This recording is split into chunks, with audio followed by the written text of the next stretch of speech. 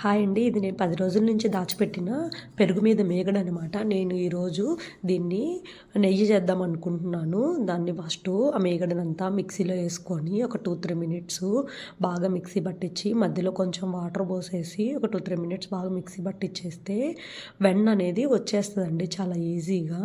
లేదంటే మనము కవ్వం పెట్టి కూడా చిలుక్కోవచ్చు. బట్ అది కొంచెము ఎక్కువ టైం పడతదనమాట. ఇదైతే ఈజీగా అయిపోతది. నేను ఇక్కడ కొంచెం వాటర్ యాడ్ చేసి మరలా మిక్సీ పట్టిస్తున్నాను. ఇలా చేస్తే త్వరగా వచ్చేస్తది. అలా వచ్చిన దాన్ని నేను ఇలా నార్మల్ ట్యాప్ వాటర్‌తోని బాగా కడుక్కుంటున్నా అనమాట. ఒక 2, 3 టైమ్స్ బాగా కడిగేసి దాన్ని డైరెక్ట్‌గా గ్యాస్ మీద పెట్టేసి కాసేసేయొచ్చు. ఇక్కడ అదంతా ఆ గిన్నెకి అంటుకుపోయింది. కొంచెం జిడ్డుగా ఉంటది కదా! దాన్నంతా నేను నీట్‌గా తీసేసుకొని ఒక 2, 3 టైమ్స్ బాగా కడిగేసి గ్యాస్ మీద పెట్టేశాను. గ్యాస్ మీద పెట్టేస్తే ఇలా కాగిందనమాట.